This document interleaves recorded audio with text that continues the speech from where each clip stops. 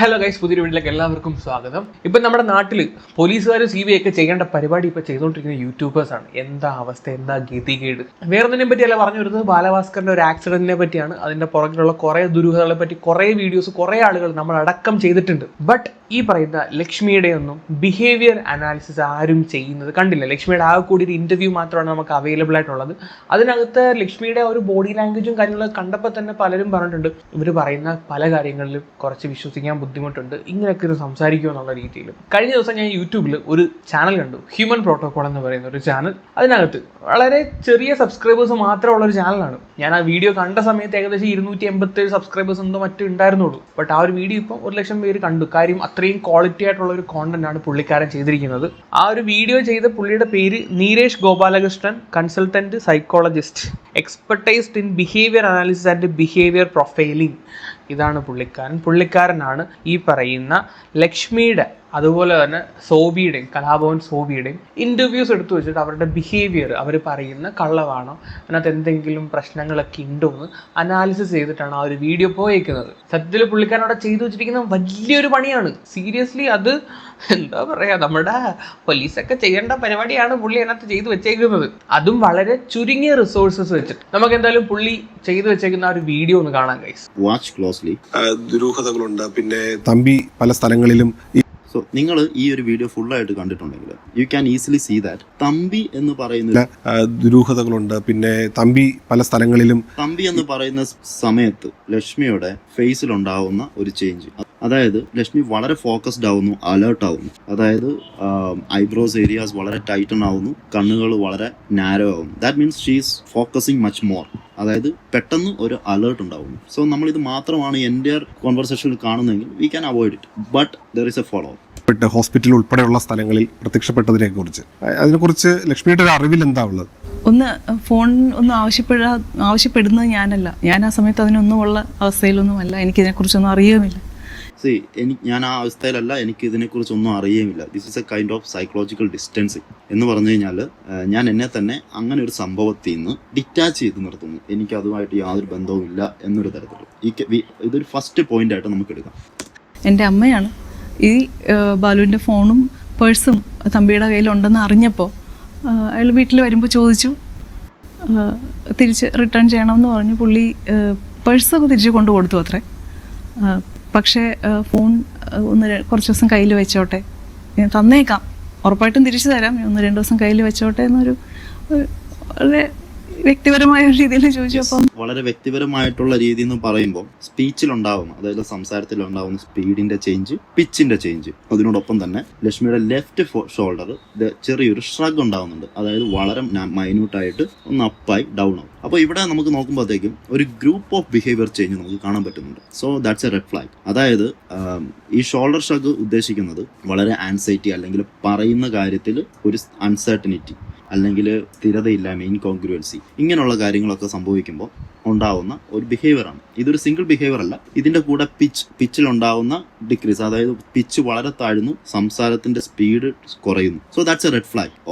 അതായത് തമ്പിയുടെ പേര് പറഞ്ഞപ്പോൾ വളരെ അലേർട്ട് ആവുന്നു, ആൻഡ് ഫോളോ അപ്പ് ആയിട്ട് സൈക്കോളജിക്കൽ ഡിസ്റ്റൻസിങ് വരുന്നു. Again these 3 behaviour changes are there. So there is something off. പുള്ളി നല്ല അടിപൊളിയായിട്ടാണ് അത് എക്സ്പ്ലെയിൻ ചെയ്ത് തന്നേക്കുന്നത്. നമ്മൾ ആ ഒരു വീഡിയോ ശ്രദ്ധിക്കുമ്പോൾ തന്നെ മനസ്സിലാവും. തമ്പി എന്ന് പറയുമ്പോൾ തന്നെ ഒരു ചെറുതായിട്ട് ഇങ്ങനെ പിരിവൊക്കെ ഇങ്ങനെ പുള്ളിക്കാരത്തി നോക്കുന്നുണ്ട്. ആ 1 hour കംപ്ലീറ്റ് ഇന്റർവ്യൂ നമ്മളെടുത്ത് പരിശോധിക്കുമ്പോഴും ഈ പറഞ്ഞ പോലെ ബിഹേവിയർ ചേഞ്ച് നമ്മൾ എവിടെയും ആ ഒരു ഇന്റർവ്യൂവിൽ കണ്ടിട്ടില്ല. അത് കൃത്യമായി പുള്ളിക്കാരൻ അത് പോയിന്റ് ഔട്ട് ചെയ്ത് ഇവിടെ പറയുന്നുണ്ട്. പിന്നെ തമ്പിയും ഈ ബാലഭാസ്കറും തമ്മിലുള്ള ആ ഒരു റിലേഷൻഷിപ്പ്, അതിനെയൊക്കെ പറ്റി നമ്മൾ കുറേ നമ്മുടെ വീഡിയോസിൽ ചർച്ച ചെയ്തിട്ടുണ്ട്. ഈ തമ്പിയെയും വിഷ്ണു സോമസുന്ദരത്തിനെയും ഗോൾഡ് സ്മഗ്ലിംഗ് കേസിൽ അറസ്റ്റ് ചെയ്ത സമയത്ത് ബാലഭാസ്കറിന്റെ ഫേസ്ബുക്ക് അക്കൗണ്ടിൽ ഒരു വലിയ ഒരു പോസ്റ്റ് വന്നിട്ടുണ്ടായിരുന്നു. ലക്ഷ്മിയുടെ പോസ്റ്റ് ആണെന്നും പറഞ്ഞിട്ടാണ് അത് വന്നിരിക്കുന്നത്.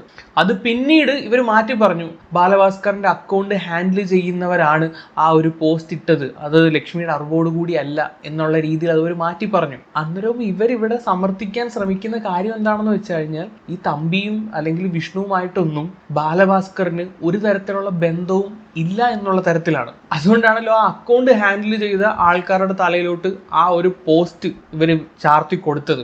അന്നേരം എനിക്കിവിടെ മനസ്സിലാകാത്തൊരു കാര്യം എന്താണെന്ന് വെച്ചാൽ, മരിച്ചുപോയൊരു വ്യക്തി 2018 ഒക്ടോബറിലാണ് ബാലഭാസ്കർ മരിക്കുന്നത്. 2019 മാർച്ചിൽ എന്തോ ആണ് ഈ പറയുന്ന ഇവരെ സ്മഗ്ലിംഗ് കേസിൽ അറസ്റ്റ് ചെയ്യുന്നത്. അത്രയും മാസത്തെ ഗ്യാപ്പ് അവിടെ ഉണ്ട്. അതിനുശേഷമാണ് ഈ ഫേസ്ബുക്കിനകത്തോട്ട് ആ ഒരു പോസ്റ്റ് വരുന്നത്. ആ പോസ്റ്റ് വന്ന് അത് നെഗറ്റീവായ സമയത്ത് അതിനെ ഡിഫെൻഡ് ചെയ്ത രീതി എന്താണ്, അക്കൗണ്ട് ഹാൻഡിൽ ചെയ്തവർ തലയിൽ ഇട്ട് കൊടുത്തു. അന്നേരം എനിക്കിവിടെ ചോദിക്കേണ്ട ഒരു ചോദ്യം എന്താണെന്ന് വെച്ചാൽ, മരിച്ചുപോയൊരു വ്യക്തിയുടെ അക്കൗണ്ട് ഹാൻഡിൽ ചെയ്യുന്ന ആർക്ക് വേണമെങ്കിലും അത് തോന്നിയ പോലെ അവർക്ക് എഴുതി വിടാവോ? അതിനാരാണ് അവർക്ക് അധികാരം കൊടുത്തത്? അത് ലക്ഷ്മിയുടെയോ അല്ലെങ്കിൽ ബാലഭാസ്കറിന്റെയോ വീട്ടുകാരുടെ അനുവാദം ഇല്ലാതെ എന്തുകൊണ്ട് അവർ അങ്ങനെ ഒരു പോസ്റ്റ് അതിനകത്ത് പോസ്റ്റ് ചെയ്തു? അതും പോരാഞ്ഞിട്ട് മരിച്ചുപോയ ഒരാളുടെ അക്കൗണ്ട് ഹാൻഡിൽ ചെയ്യേണ്ട ആവശ്യം ഒരു ഏജൻസിക്ക് കൊടുക്കേണ്ട ആവശ്യം ഇല്ല.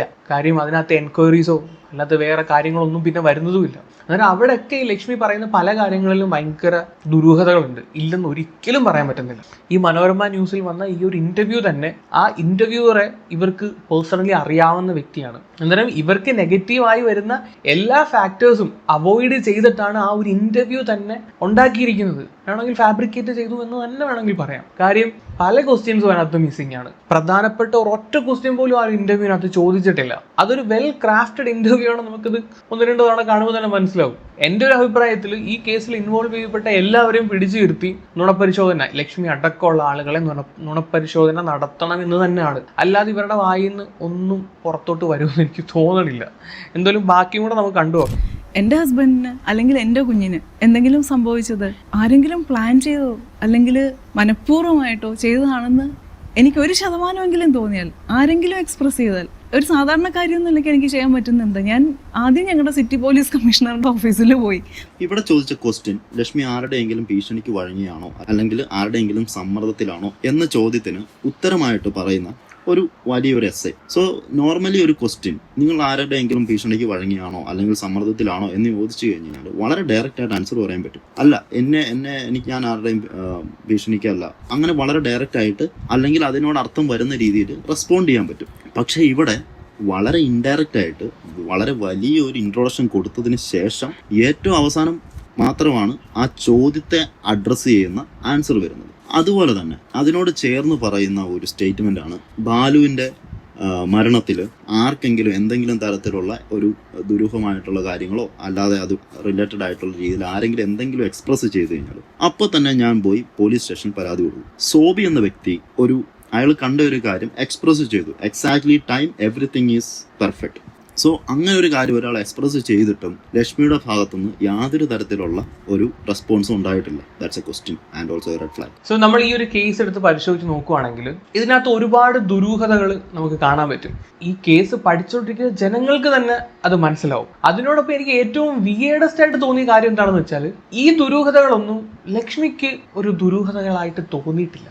സോ പുള്ളിക്കാരൻ അവസാനം പറഞ്ഞു നിർത്തിയ ആ ഒരു പോയിന്റ് നമുക്ക് സ്റ്റാർട്ട് ചെയ്യാം. അവർ പറയുന്നുണ്ട്, ഏതെങ്കിലും തരത്തിൽ ഈ കേസിനകത്ത് എന്തെങ്കിലും ഒരു സംഭവം ഉണ്ടെങ്കിൽ ഞാൻ ഏതറ്റം വരെയും പോകും എന്നുള്ള രീതിയിലാണ് ലക്ഷ്മി പറഞ്ഞു നിർത്തിയേക്കുന്നത്. അന്നേരം ഒരു പ്രൈം വിറ്റ്നസ് പോലെ സോബി വന്ന് കുറേ സ്റ്റേറ്റ്മെന്റ്സ് അല്ലെങ്കിൽ സോബി വന്ന് കുറേ കാര്യങ്ങൾ പിൻ പോയിന്റ് ആയിട്ട് പറയുമ്പോഴും ലക്ഷ്മി അതിനെല്ലാം തള്ളിക്കളയുന്നതായിട്ടാണ് നമുക്ക് ഈ ഒരു ഇന്റർവ്യൂ എടുത്ത് നോക്കിയാൽ തന്നെ നമുക്ക് മനസ്സിലാവുന്നത്. അതുകൂടാതെ ഈ ഇന്റർവ്യൂവിനകത്ത് പുള്ളിക്കാരത്തെ വേറൊരു കാര്യവും പറയുന്നുണ്ട്. അതും ഭയങ്കര ഈസി ആയിട്ടാണ് പറയുന്നത്. ആരെങ്കിലും കുറ്റവാളികൾ ഇതിനകത്ത് ഉണ്ടെങ്കിൽ അവർ പിടിക്കപ്പെടട്ടെ, അല്ലെങ്കിൽ ഇത് തെളിയണ്ട, അല്ലെങ്കിൽ ഇത് വിട്ടേക്ക് എന്നുള്ള രീതിയിലൊരു സ്റ്റേറ്റ്മെന്റ് പുള്ളിക്കാരത്തി ഇതിനകത്ത് പറഞ്ഞു വെക്കുന്നുണ്ട്. ഇവിടെ തൻ്റെ ഭർത്താവും തൻ്റെ 10-18 കൊല്ലത്തിന് ശേഷം ഉണ്ടായ മകളും മരിച്ചുപോയ ഒരു രാത്രി, അതിന് കാരണമായ ഒരു ഇൻസിഡന്റ്, അതിൻ്റെ പുറകിൽ തെളിയാത്ത കുറെ ചുരുളഴിയാത്ത രഹസ്യങ്ങൾ, ഇതൊന്നും ലക്ഷ്മിക്ക് തെളിയിക്കണമെന്നില്ല, ഇത് തെളിയണമെന്നുമില്ല. ഈ ബാലുവിന്റെ കസിൻ പ്രിയ വേണുഗോപാൽ അന്നൊരു ദിവസം ഒരു കാര്യം പറയുന്നുണ്ടായിരുന്നു.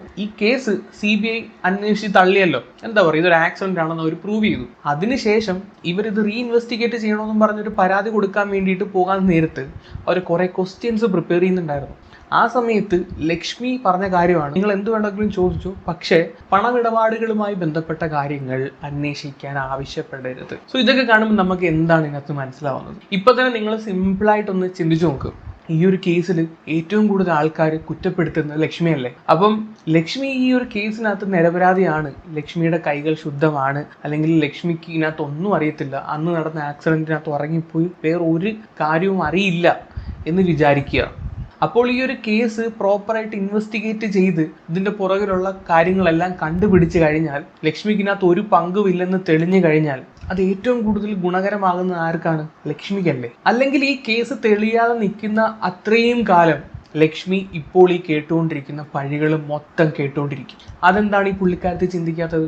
ലക്ഷ്മി ആകെ കൂടി പറയുന്ന ഒരു കാര്യം CBI ക്രൈം ബ്രാഞ്ചോ പോലീസോ ഏത് സമയം വിളിച്ചാലും ഞാൻ പോയി മൊഴി കൊടുക്കും എന്ന് മാത്രമാണ്. അത് മാത്രമാണ് പുള്ളിക്കാരത്തി ഈ കേസിന് വേണ്ടി ചെയ്യുന്ന കാര്യം. അല്ലാതെ വേറെ ഒന്നും പുള്ളിക്കാരത്തി ഈ ഒരു കേസിന് വേണ്ടി ചെയ്തിട്ടുണ്ടെന്ന് എനിക്ക് തോന്നുന്നില്ല. ഇത്രയും വലിയ നഷ്ടങ്ങളൊക്കെ ഉണ്ടാകുമ്പോൾ ഫ്രണ്ടിൽ നിന്ന് ഫൈറ്റ് ചെയ്യേണ്ട വ്യക്തിയാണിത്. ഒന്ന് ആലോചിച്ച് നോക്കണം. ബാലഭാസ്കറിന്റെ കുടുംബത്തോടൊപ്പം വന്ന് പറയുന്നില്ല ഈ ഒരു കേസിൽ നിങ്ങളുടെ ഒപ്പം ഞാനും ഉണ്ട്, ഇതിന്റെ പിന്നിലുള്ള സത്യാവസ്ഥ എന്താണെന്ന് എനിക്ക് അറിയണം എന്ന് പറയുന്നില്ല. പണ്ടുള്ളവർ പറയാറുണ്ട്, എത്ര ശത്രുക്കളായിട്ടുള്ള ബന്ധുക്കളാണെങ്കിലും ഒരു ആപത്ത് വരുമ്പോൾ കൂടെ നിൽക്കുന്നു അല്ലേ? ഇപ്പം ബാലഭാസ്കറിന്റെ ഫാമിലിയും ലക്ഷ്മി തമ്മിൽ ഒരുപാട് പ്രശ്നങ്ങൾ ഉണ്ടാവും. പക്ഷെ ഇവിടെ ഒരു ആപത്ത് വന്ന സമയത്ത് കൂടെ നിൽക്കാത്തവരായിട്ടുള്ള മനുഷ്യരൊന്നുമില്ല. അത്രയും വലിയൊരു ആപത്താണ് ഇവർക്ക് ഉണ്ടായത്. ആ സമയത്ത് വേണമെങ്കിൽ ലക്ഷ്മിയെ ചേർത്ത് പിടിക്കാമായിരുന്നു അവർക്ക്, അല്ലെങ്കിൽ ലക്ഷ്മിക്ക് അവരുടെ കൂടെ നിൽക്കാമായിരുന്നു. അതൊന്നും ഇവിടെ സംഭവിച്ചിട്ടില്ല. അതിൻ്റെയൊക്കെ റീസൺസ് ഒന്ന് ഇരുത്തി ആലോചിച്ചാൽ മതി, കിട്ടും. ലക്ഷ്മിയെ പിന്തിരിപ്പിക്കാൻ അല്ലെങ്കിൽ ലക്ഷ്മിയെ ഇൻഫ്ലുവൻസ് ചെയ്യാൻ വേറെ കുറെ ആളുകൾ ഉണ്ടായിരുന്നു ഇതിന്റെ പിന്നിൽ. അതാണ് അതിന്റെ മെയിൻ റീസൺ. അവരെന്തുകൊണ്ട് അങ്ങനെ ചെയ്യുന്നു എന്ന് ഒന്ന് ചിന്തിച്ചാൽ മനസ്സിലാവും. എന്തായാലും പുള്ളി പറയുന്ന ബാക്കി കാര്യങ്ങളോട് കേട്ടു നോക്കാം. ലക്ഷ്മിയെ പറ്റി അത്രേ പുള്ളിക്കാരൻ പറഞ്ഞിട്ടുണ്ടായിരുന്നുള്ളൂ. ഇനി സോബിയെ പറ്റിയാണ് പറയുന്നത്. സോബിയുടെ പറയുന്ന കാര്യങ്ങളിൽ എന്തെങ്കിലും ഒരു ഡിഫ്ലക്ഷൻസ് ഉണ്ടോ എന്ന് പുള്ളി ഒന്ന് ചെക്ക് ചെയ്തിട്ട് പറയാണ്. നമുക്ക് അതൊന്ന് കേൾക്കാം. കേരളത്തിലുള്ള ഒരു പ്രമുഖ ജുവലറി ഉടമയാണ് ഇതിന്റെ പിന്നിൽ. എന്നിട്ട് അദ്ദേഹം തന്നെ പറഞ്ഞു, ആ ഉടമയ്ക്ക് ഈ ആക്സിഡന്റോ കൊലപാതകവുമായിട്ടോ യാതൊരു ബന്ധവുമില്ല എന്ന് പറഞ്ഞു.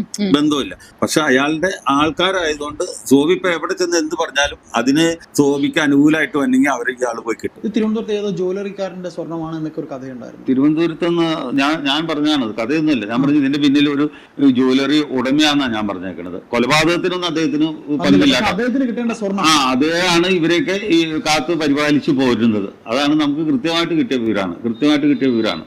സോ ഈ ഒരു സ്റ്റേറ്റ്മെന്റിൽ സോബി പറയുന്ന ഒരു കാര്യമുണ്ട്. അതായത് ഒരു ജ്വല്ലറി ഉടമയുണ്ട്.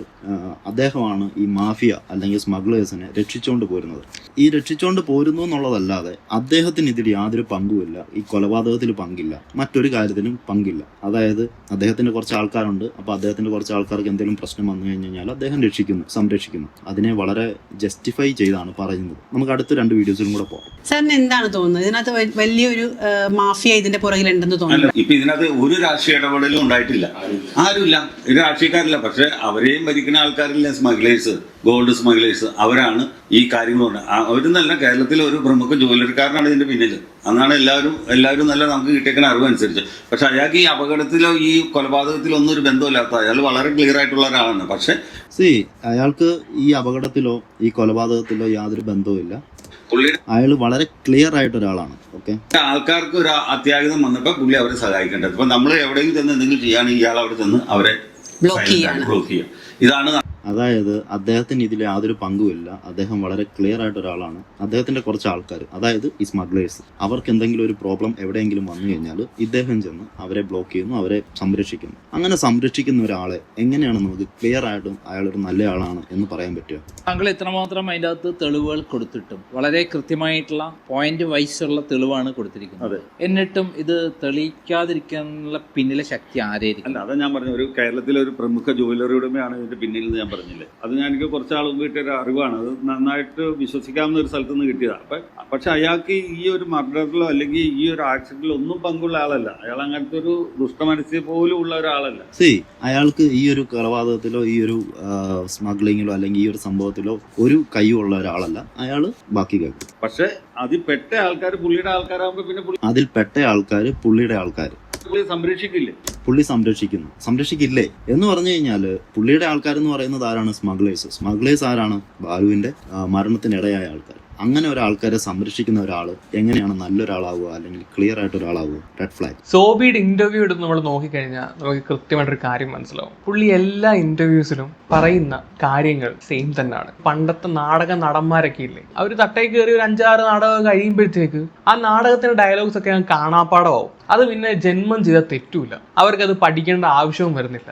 ആ ഒരു സെയിം സാധനം തന്നെയാണ് ഇപ്പോൾ സോബിയുടെ ഇന്റർവ്യൂസ് എല്ലാം എടുത്ത് നോക്കിക്കഴിഞ്ഞാൽ നമുക്ക് മനസ്സിലാവുന്ന ഒരു കാര്യം പുള്ളിക്കാരൻ ഓരോ ഇന്റർവ്യൂസിലും പോയിട്ട് ഓരോ റെഫറൻസ് എക്സാമ്പിൾസ് പറയും. ആ എക്സാമ്പിൾസ് വരെ അഭയ കൊലക്കേസിന്റെ കാര്യം പറയാറുണ്ട്, പിന്നെ വേറെ വിദുര കേസിന്റെ കാര്യം. ഈ എക്സാമ്പിൾസ് സഹിതം എല്ലാ ഇന്റർവ്യൂസിലും സെയിം ആണ്. മേ ബി ഈ പറയുന്ന കാര്യങ്ങൾ ശരിയായതുകൊണ്ടായിരിക്കാം പുള്ളിയുടെ മൊഴികളിൽ ഒരു തെറ്റുമില്ലാത്തത്, അല്ലെങ്കിൽ പുള്ളിക്കാരൻ എന്താണ് പറയേണ്ടതെന്ന് ക്ലിയർ ആയിട്ട് മൈൻഡിലുണ്ട്. അതുകൊണ്ടാണ് പുള്ളിക്കാരൻ പറയുന്നതിനകത്ത് ഒരു തെറ്റും ഇല്ലാതെ എല്ലായിടത്തും സെയിം കാര്യം തന്നെ റിപ്പീറ്റ് ചെയ്ത് പറഞ്ഞുകൊണ്ടിരിക്കുന്നത്.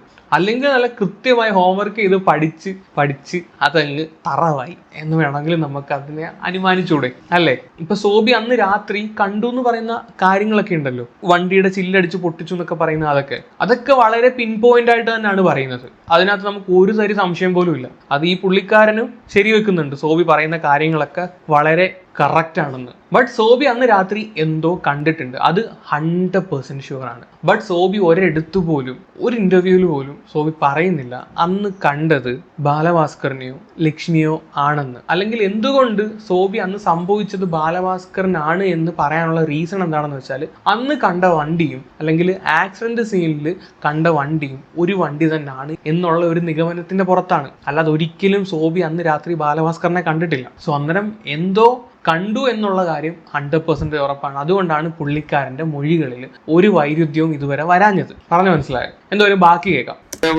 രണ്ടാമത്തെ പതിപ്പ് അഭയ കേസ് CBIയുടെ 4ാം പതിപ്പാ തെളിയിച്ചത്. അപ്പൊ ആ തെളിയിച്ച CBIക്കാരാണ് ഈ അനന്തകൃഷ്ണൻ എന്നൊക്കെ പറഞ്ഞ സാറിന്റെ ഗ്രൂപ്പാണ് തെളിയിച്ചത്. അദ്ദേഹം തെളിയിച്ചു. പിന്നെ ഈ രണ്ടാമത്തെ വന്ന CBIക്കാരോട് ഞാൻ പറഞ്ഞു, സാറ് ഇത് ഈ എവിടുന്ന്, അദ്ദേഹം എന്നോട് ചോദിച്ചു ഇത്രയും വർഷം ഇത് ഇനി എങ്ങനെ തെളിയിക്കുക, എവിടെ നിന്ന് അന്വേഷിക്കും? ഞാൻ പറഞ്ഞത് തെളിയോ ഇല്ലെന്നൊന്നും എനിക്കറിയില്ല, അങ്ങനെ ആ മാനുഷികതയൊന്നും ഇവർക്കില്ല ഇതിനാളെ പോയി പിടിക്കാനായിട്ട്. പക്ഷെ ക്രൈം നടന്നിട്ടുണ്ടെന്ന് പറഞ്ഞ് നിങ്ങൾ കേസ് അവസാനിപ്പിക്കേണ്ട വരുമെന്ന് ഞാൻ പറഞ്ഞു. സോബി അതെങ്ങനെ അങ്ങനെ അവസാനിപ്പിക്കും? ഞാൻ പറഞ്ഞു നിങ്ങൾ വിദുര കേസിൽ കേസ് അവസാനിപ്പിച്ചത് ക്രൈം നടന്നിട്ട് പ്രതികളിൽ എത്താൻ പറ്റില്ല. ഓക്കെ, ഞാൻ പറഞ്ഞു അങ്ങനെയെങ്കിലും നിങ്ങൾ ഇതിൻ്റെ അകത്ത് മറുപടി പറയേണ്ടി വരും, അതിന്റെ പുറകെ ഞാൻ ഉണ്ടാവുന്നു. ഞാൻ ഇത് കേട്ടപ്പോൾ ആദ്യം വിചാരിച്ചത്, എനിക്ക് വളരെ സ്ട്രൈക്കിംഗ് ആയി തോന്നി. 6 വർഷമായിട്ട് ഒരു വ്യക്തി ഒരു കേസിന് പുറകെ ആ കേസ് എല്ലാ കാര്യത്തിലും വളരെ കോപ്പറേറ്റീവ് ആയിട്ട് അതിന് പിന്നാലെയുണ്ട്. പക്ഷേ കേസ് തെളിയിക്കണം എന്ന് പറയുമ്പോൾ പ്രതികളെ പിടിക്കണം, പണിഷ്മെന്റ് നടത്തണം, അല്ലെങ്കിൽ ഒരു നോർമൽ ആൾ പറയുന്നത്, അതായത് ഇപ്പം നമ്മളിവിടെ ഇരുന്ന് കാണുന്ന ആൾക്കാരാണ്, ഇതിൽ ഇത്രയും ഡെഡിക്കേറ്റഡ് ആയിട്ട് ഇതിന്റെ പിന്നാലെ പോകുന്ന ഒരാൾ അത്ര ഡെഡിക്കേറ്റഡ് ആയിട്ട് സംസാരിക്കണം. അതായത് ഈ കേസ് തെളിയണം, പ്രതികളെ എന്ത് വന്നാലും പ്രതികളെ പിടിക്കണം, അവരെ ശിക്ഷിക്കണം, നല്ല ശിക്ഷ കൊടുക്കണം. ഇങ്ങനെയായിരിക്കും നോർമലി ഒരു ഇത്ര ഡെഡിക്കേറ്റഡ് ആയിട്ടുള്ള ഒരാൾ, അയാളുടെ ഒരു ആറ്റിറ്റ്യൂഡോ അല്ലെങ്കിൽ അയാൾ സംസാരിക്കേണ്ട രീതിയും അങ്ങനെയായിരിക്കും. നമുക്ക് അടുത്തൊരു വീഡിയോ കൂടെ നോക്കാം. പ്രതികളെ അറസ്റ്റ് ചെയ്യാൻ പറ്റും അമാനുഷിക ശക്തി ഒന്നും ഉണ്ടെന്ന് ഞാൻ കരുതുന്നില്ല. പിന്നെ ആ വണ്ടി ഇടിച്ച സ്ഥലമൊക്കെ ഇപ്പം ഹൈവേ വന്നിട്ട് വെട്ടിയൊക്കെ പോയി, എല്ലാം തെളിവുകളൊക്കെ പോയിട്ടുണ്ട്. ബാക്കി അന്നത്തെ റെക്കോർഡ്സ് ഒക്കെ ഉള്ളൂ. പക്ഷെ നിങ്ങൾക്ക് ക്രൈം നടന്നിട്ടുണ്ടെന്ന് നിങ്ങൾക്ക് മനസ്സിലാക്കാനായിട്ട് പറ്റും. നിങ്ങൾ ക്രൈം നടന്നു എന്ന് പറഞ്ഞിട്ട് റിപ്പോർട്ട് കൊടുക്കുക, പ്രതികൾക്ക് എത്താൻ പറ്റില്ല. അപ്പോൾ അദ്ദേഹം ചോദിച്ചു അങ്ങനെ റിപ്പോർട്ട് കൊടുക്കാൻ പറ്റില്ല. ഞാൻ പറഞ്ഞു വിദുര കേസിൽ ഇവരെങ്ങനെ കൊടുത്താണ്, വിദുര കേസ് ഉണ്ടല്ലോ, വിദുര കേസിൽ ഇവർ കൊടുത്തേക്കണേ എന്നാന്ന് വെച്ച് കഴിഞ്ഞാൽ ക്രൈം നടന്ന നേരത്തെ കണ്ട ഇന്റർവ്യൂവിനകത്തും ഇപ്പൊ കാണിച്ച ഇന്റർവ്യൂവിനകത്തും പുള്ളി പറയുന്ന സെയിം എക്സാമ്പിൾ തന്നെയാണ്. നേരത്തെ പറഞ്ഞില്ലേ വിദുര കേസിന്റെ എക്സാമ്പിൾ തന്നെയാണ്. അങ്ങനെ എല്ലാ ഇന്റർവ്യൂസിന്റെ പാറ്റേൺ ഒക്കെ പുള്ളിക്ക് സെയിം ആണ്. മനസ്സിലായോ? പ്രതികളിലേക്ക് എത്താൻ സാധിച്ചില്ല, കോടതി അത് സമ്മതിച്ചു. അത് മതി നമ്മളെ സംബന്ധിച്ച്. അപ്പൊ പുള്ളിയൊന്നും പറഞ്ഞില്ല. അത് മതി നമ്മളെ സംബന്ധിച്ച്. അതായത് വളരെ ഇത്രയും വളരെ സോബി ഇതിന്റെ പുറകെ നടക്കുന്നുണ്ട്. സോബി ബാലഭാസ്കറിന്റെ അച്ഛന്റെയും അമ്മയുടെയും അവസ്ഥകൾ പറയുന്നുണ്ട്, വളരെ ഇമോഷണൽ ആയിട്ടുള്ള കാര്യങ്ങൾ പറയുന്നുണ്ട്. അപ്പോഴും ഈ കേസ് തെളിയണം എന്നുള്ളതല്ലാതെ, അതായത് ഈ കേസ് ഒരു ക്രൈമാണ് എന്ന് കൺക്ലൂഡ് ചെയ്യുക എന്നുള്ളത് മാത്രമാണ് സോബിയുടെ ഒരു ഉദ്ദേശം എന്ന് എനിക്ക് ഫീൽ ചെയ്തിട്ടുണ്ട്. അതെന്തുകൊണ്ടാണ്? അതായത് സോബി ഒരു പറഞ്ഞിട്ടില്ല ഇതിന്റെ പിന്നാലെ പോയി ഈ കേസ് തെളിയിക്കും, ഇതിലെ പ്രതികളെ പിടിക്കും, അവർക്ക് നല്ല ശിക്ഷ തന്നെ മേടിച്ചു കൊടുക്കും. ഇങ്ങനെ ഒരു സ്റ്റേറ്റ്മെന്റ് സോബി ഒരു ഇന്റർവ്യൂവിലും പറയുന്നതായിട്ട് ഞാൻ കേട്ടില്ല. പുള്ളിക്കാരനോട് പറയുന്നത് എന്താണെന്ന് വെച്ചാൽ, സോബിയുടെ ഒരു ആവശ്യം എന്താണെന്ന് പറഞ്ഞാൽ ഇവിടെ ക്രൈം നടന്നു എന്ന് തെളിയിക്കണം എന്നാണ്. അല്ലാതെ സോബിക്ക് ഇവിടെ ഒരു കുറ്റവാളികളെ പിടിക്കണം എന്നൊരു ആഗ്രഹമില്ല എന്നാണ് പുള്ളി പറഞ്ഞു വെക്കുന്നത്. ഇവിടെ ക്രൈം നടന്നിട്ടുണ്ട്, അറ്റ്ലീസ്റ്റ് ക്രൈം നടന്നിട്ടുണ്ടെന്നെങ്കിലും തെളിയിക്കണം എന്നുള്ള ഒരു മൈൻഡ് സെറ്റാണ് സോബിയുടേത് എന്നാണ് പുള്ളി പറഞ്ഞു വെക്കുന്നത്. അതിന്റെ റീസൺ മേ ബി സോബിയുടെ മൊഴി എല്ലാവരും വിശ്വസിച്ചിട്ടുള്ള ഒരു മൊഴിയല്ല. CBI തന്നെ വ്യാജ പ്രചരണം നടത്തിയിട്ടുണ്ട് ഇവൻ പറയുന്നത് കള്ളമാണെന്ന്. അപ്പൊ സോബിയുടെ അവിടുത്തെ ഫസ്റ്റ് പ്രയോറിറ്റി എന്താണെന്ന് വെച്ച് കഴിഞ്ഞാൽ, താൻ പറഞ്ഞ കാര്യങ്ങൾ ശരിയാണ് എന്ന് ആദ്യം ജനങ്ങളെ ബോധ്യപ്പെടുത്തുക, തന്റെ സത്യസന്ധത ജനങ്ങളെ ബോധ്യപ്പെടുത്തുക. അതുകൊണ്ടായിരിക്കണം പുള്ളി പറയുന്നത് ഇവിടെ അറ്റ്ലീസ്റ്റ് ഒരു ക്രൈം നടന്നിട്ടുണ്ട് എന്നെങ്കിലും പറഞ്ഞ് ആ ഒരു കേസ് അവസാനിപ്പിക്കണം എന്ന് പറഞ്ഞതിന്റെ മെയിൻ റീസൺ. എന്താണെങ്കിലും ഈ കാര്യങ്ങളെല്ലാം കണ്ടിട്ട് സോബിക്ക് ഭ്രാന്തായെന്ന് തോന്നുന്നു. സോബി ഈ ഒരു വീഡിയോ അടി വന്നൊരു കമന്റ് ഇട്ടിട്ടുണ്ടായിരുന്നു, ഞാൻ കമന്റ് ഒന്ന് വായിക്കാം. സാർ, ഞാൻ കണ്ട കാര്യങ്ങളിൽ നിന്ന് ഒരു സമ്മർദ്ദങ്ങളും വഴങ്ങി പിന്നോട്ട് പോകുന്ന പ്രശ്നമില്ല. സോബി പറയുക കേട്ടോ. ഇതിന്റെ പിന്നാമ്പുറത്ത് നടന്നത് എല്ലാം ബാലുവിന്റെ അച്ഛനോടും രാമൻകർത്ത വക്കീലിനോടും പറഞ്ഞിട്ടുണ്ട്. ഒന്നും കണ്ട് പേടിച്ചല്ല, മറിച്ച് കേസ് ജയിക്കുന്നതിന് വേണ്ടി തന്നെയാണ് എന്നെ ബ്രെയിൻ മാപ്പ് ചെയ്യണമെന്നും അത് ലൈവായി സംരക്ഷണം ചെയ്യണമെന്നും കാണിച്ച് കഴിഞ്ഞ മാർച്ച് 15-ന് CBIക്ക് കത്ത് നൽകിയത്. പൊതുജനം തത്സമയം കാണട്ടെ. ഇനി അത് മാത്രമേ കേസ് അട്ടിമറിക്കപ്പെടാതിരിക്കുവാൻ ഞാൻ കണ്ട ഏക മാർഗം. സർ, ഇതിൽ എൻ്റെ കാര്യങ്ങളെക്കുറിച്ച് പറഞ്ഞ അവ്യക്തതയ്ക്ക് ഇതോടെ കൃത്യമായ മറുപടി അതിലുണ്ടാകും. കേസ് വിജയിപ്പിച്ചേ ഞാൻ മടങ്ങൂ. ഞാൻ 6 വർഷമായി പല ആവർത്തി ഇത് പറഞ്ഞിട്ടുണ്ട്. ഇന്ത്യ കണ്ട ഏറ്റവും വലിയ ആസൂത്രിത കൊലപാതകമായിരുന്നു ബാലുവിൻ്റേതെന്ന് തെളിഞ്ഞിരിക്കും. സ്നേഹപൂർവ്വം കലാഭവൻ സോബി. എന്നിട്ട് ഇതിൻ്റെ അടിയിൽ പുള്ളിക്കാരൻ്റെ നമ്പറും കൊടുത്തിട്ടാണ് പുള്ളിക്കാരൻ പോയേക്കുന്നത്. അപ്പോൾ ഇങ്ങനെയൊക്കെയാണ് ഈ ഒരു കേസ് ഇപ്പം മുന്നോട്ട് പൊക്കോണ്ടിരിക്കുന്നത്. അതിൻ്റെ ഇടയ്ക്ക് ഈ പറയുന്ന ബാലുവിൻ്റെ കസിൻ പ്രിയ വേണുഗോപാൽ കുറേ വീഡിയോസ് ആയിട്ട് വന്നിട്ടുണ്ടായിരുന്നു. കേസിൻ്റെ ഡീറ്റെയിൽസും കാര്യങ്ങളൊക്കെയാണ് അതിനകത്ത് പറയുന്നത്. സോ അതിനെപ്പറ്റി ഒരു വീഡിയോ വേണമെങ്കിൽ താഴെ ഒന്ന് കമൻറ്റ് ചെയ്യുക ഗൈസ്. ഓൾവേസ് ഈ ഒരു ടോപ്പിക്ക് മാത്രം നമ്മളെടുത്ത് സംസാരിക്കുമ്പോൾ കണ്ടു നിൽക്കുന്നവർക്കും തോന്നാം ഇവൻ എന്തുവാണ് ഈ പറയുന്നതെന്ന്. അതുകൊണ്ടാണ് ഇതിനെപ്പറ്റി കിട്ടുന്ന എല്ലാ ടോപ്പിക്കും ഞാൻ എടുത്ത് വെച്ച് സംസാരിക്കാത്തത്. സോ അങ്ങനെ കൊതുക് മുട്ടയിട്ട് ഇറക്കുന്നതിൻ്റെ കൂട്ട് വീഡിയോ ചെയ്യാൻ എനിക്ക് വലിയ താല്പര്യമുള്ള വ്യക്തിയല്ല. സോ ഇങ്ങനെയുള്ള സെൻസിറ്റീവ് ആയിട്ടുള്ള കേസിൽ എൻ്റേതായിട്ടുള്ള കുറച്ച് ഫൈൻഡിങ്സ് കണ്ടെത്തിയിട്ട് ഞാൻ ചെയ്യാറുള്ളൂ. സോ കൂടുതലൊന്നും പറയാനില്ല. എന്താണ് നിങ്ങളുടെ അഭിപ്രായം താഴെ ഒന്ന് കമൻറ്റ് ചെയ്യുക. അപ്പം ശരിയെങ്കിൽ ടാറ്റ, ബൈ ബൈ.